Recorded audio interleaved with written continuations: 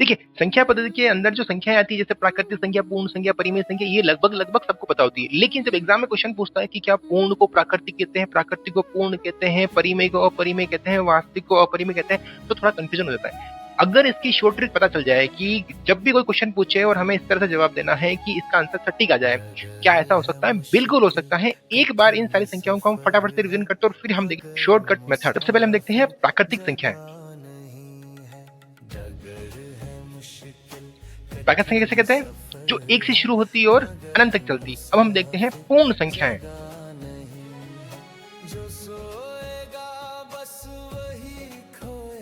पूर्ण संख्या किसे कहते हैं? अगर हम प्राकृतिक संख्या के अंदर 0 ऐड करते हैं तो वो संख्याएँ बन जाती है पूर्ण संख्याएँ और हम देखते हैं पूर्णांक।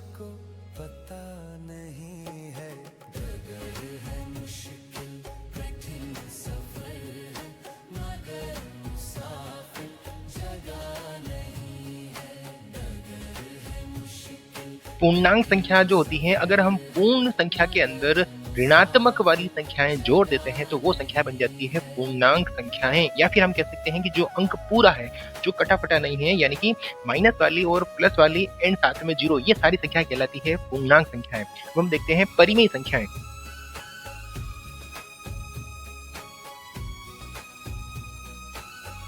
परिमेय संख्या किसे कहते हैं? जिसे p बटा q के रूप में लिख सकते हैं और q का मान यानी कि इसका जो मान है वो 0 नहीं होना चाहिए और p और q क्या होना चाहिए? इस पूर्णांक में से होगा। मतलब p का मान भी इसमें से होगा और q का मान भी इसमें से होगा, लेकिन जो q का मान है वो यहाँ से 0 नहीं लेंगे। इसीलिए हमने लिखा p बटा q की फॉर्म में लिखेंगे, q का मान 0 नहीं होगा और p और q पूर्णांक होंगे, मतलब वो यहाँ से होंगे इस तरह से। यहाँ q का मान यहाँ से हम नहीं लेंगे। अब हम देखते हैं अपरिमेय संख्याएं।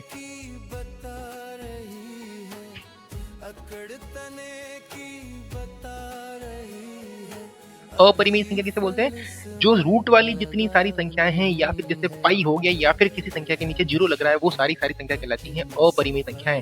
और अगर मैं परिमेय और अपरिमेय इन दोनों को जोड़ दूं, मतलब अगर मेरे से पूछे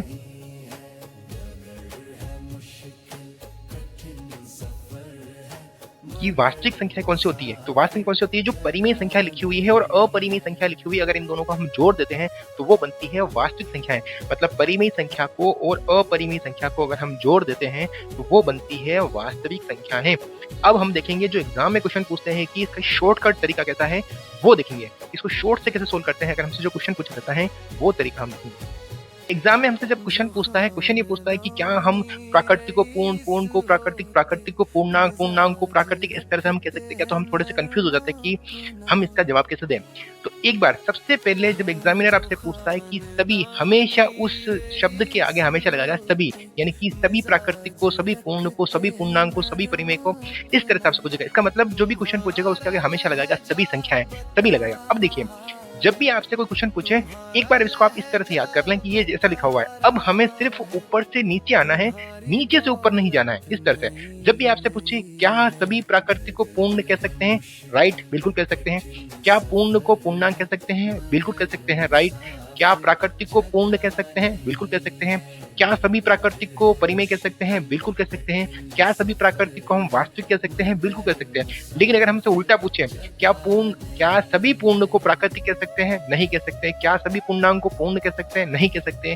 क्या सभी पूर्णांक को हम प्राकृतिक कह सकते हैं? नहीं कह सकते हैं। ये अपरिमेय अलग से क्यों लिखा हुआ है? क्योंकि ये सब सीरीज में चलते हैं, अपरिमेय संख्या इन सबसे अलग होती हैं, यानी कि यहाँ इससे पहले जो सारी संख्या लिखी हुई है वो सारी परिमेय होती हैं और अपरिमेय इनसे अलग होती हैं। तो अपरिमेय को हम क्या कह सकते हैं? वास्तविक कह सकते हैं, पर सारी वास्तविक को हम क्या नहीं कह सकते? अपरिमेय नहीं कह सकते। और इनमें से किसी से भी ये रिलेशन नहीं रखता है, ये सिर्फ रिलेशन लगता है इस वाली संख्या से।